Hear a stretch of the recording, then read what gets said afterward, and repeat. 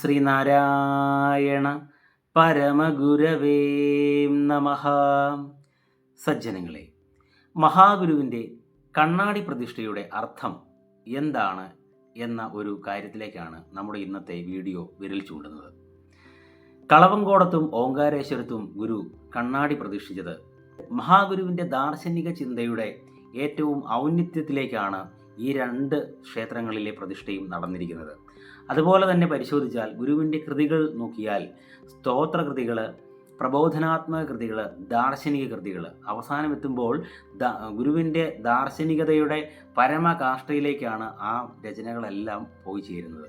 ഗുരു എന്താണ് ഒരു മനുഷ്യ ജീവിതം കൊണ്ട് അർത്ഥമാക്കേണ്ടത്, എങ്ങനെയായിത്തീരണം ഒരു മനുഷ്യൻ ഈ ഭൂമിയിൽ ജീവിച്ച് മരണമടയുമ്പോൾ അല്ലെങ്കിൽ മരിച്ചു ചെന്ന് കഴിയുമ്പോൾ നമ്മൾ എന്തായി മാറിയിരിക്കണം എന്ന ഒരു തലത്തിലേക്കാണ് ഗുരുവിൻ്റെ എഴുത്തുകളെല്ലാം പോയിരിക്കുന്നത്. അതുപോലെ തന്നെ നമ്മുടെ ജീവിതത്തിൽ ഏറ്റവും പ്രതിഫലിക്കുന്ന കാര്യമാണ് ക്ഷേത്രങ്ങൾ. ആ ക്ഷേത്ര പ്രതിഷ്ഠയിലൂടെയും ഗുരു അർത്ഥമാക്കി തരുന്നത് ഈ ഒരു കാര്യം തന്നെയാണ്. ആദ്യകാലങ്ങളിൽ ഗുരു ശിവനും ഈ ഗണപതിയും സുബ്രഹ്മണ്യ സ്വാമിയും ഒക്കെ പ്രതിഷ്ഠ നടത്തിയെങ്കിൽ അവസാനമാകുമ്പോഴേക്കും സത്യം, ധർമ്മം, ദയ, ശാന്തി എന്നിവയും വേൽ പ്രതിഷ്ഠയും ദീപപ്രതിഷ്ഠയും കണ്ണാടിയിലെ ഓങ്കാര പ്രതിഷ്ഠയും ഒക്കെയാണ് ഗുരു പ്രതിഷ്ഠ നടത്തിയത്. ഗുരുവിൻ്റെ ദാർശനിക ചിന്തയുടെ ഔന്നത്യത്തിലുള്ള ഭാവം കൂടിയാണ്. അതായത് ഗുരു ഇതിലൂടെ അർത്ഥമാക്കുന്നത് എന്തെന്ന് പറഞ്ഞാൽ, ഒരു കണ്ണാടിയിൽ നാം കാണുന്നതൊക്കെയും പ്രതിബിംബമാണ്. ഈ പ്രതിബിംബം ഉണ്ടാകുന്നതിന് ഒരു മൂല്യവസ്തു ഉണ്ടാകണം. ഈ മൂല്യത്തിൻ്റെ പ്രതീകമായാണ് ഗുരു അതിലെ ഓങ്കാരം ചിത്രീകരിച്ചിരിക്കുന്നത്. കണ്ണാടിയിലെ രസം ചുരണ്ടിക്കളഞ്ഞ് ഓം എന്ന് അതിൽ എഴുതിയിരിക്കുന്നത് മൂല്യത്തിൻ്റെ പ്രതീകമായാണ്. പ്രതിബിംബം പരമാർത്ഥമല്ല. പരമാർത്ഥമായത് സത്യത്തെ, പരമാർത്ഥ സത്യത്തെ തേടേണ്ടത് തികഞ്ഞ ഭക്തിയോടുകൂടിയായിരിക്കണം. ഗുരു കണ്ണാടി പ്രതിഷ്ഠയിലൂടെ തത്വമസി എന്ന ഒരു വലിയ അർത്ഥത്തിലേക്കാണ് മനുഷ്യരാശിയെ കൊണ്ടു ചെന്ന് എത്തിക്കുന്നത്, നമ്മളെ കൂട്ടിക്കൊണ്ടു പോകുന്നത്. തത്വമസി എന്ന് പറഞ്ഞാൽ എന്താണ്?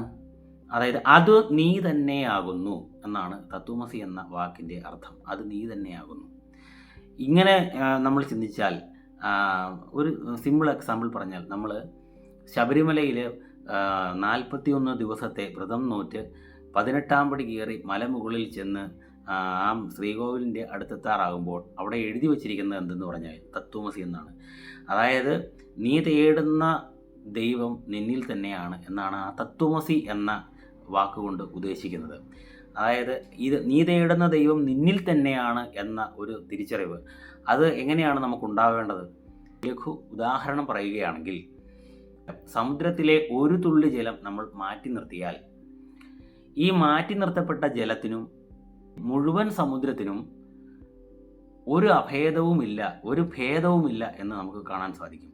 അതായത് നിറവും മണവും രുചിയും ഗുണവും എല്ലാം ആ ഒരു തുള്ളി ജലത്തിനും സമുദ്രത്തിന് മൊത്തം കിടക്കുന്ന ജലത്തിനും എല്ലാം ആ ഒരേ ക്യാരക്ടർ, ഒരേ ഘടന തന്നെയാണെന്ന് നമുക്ക് മനസ്സിലാക്കാൻ സാധിക്കും. ഇതിൽ നിന്ന് നമുക്ക് വെളിവാകുന്ന സത്യം എന്തെന്നാൽ, സമുദ്രം എന്നത് ബ്രഹ്മമായി കരുതേണ്ട ഒന്നാണ്. അതിൽ നിന്ന് മാറ്റി നിർത്തപ്പെട്ട ഒരു തുള്ളി ജലം, അതിനെ നമുക്ക് ആത്മാവായി കരുതാം.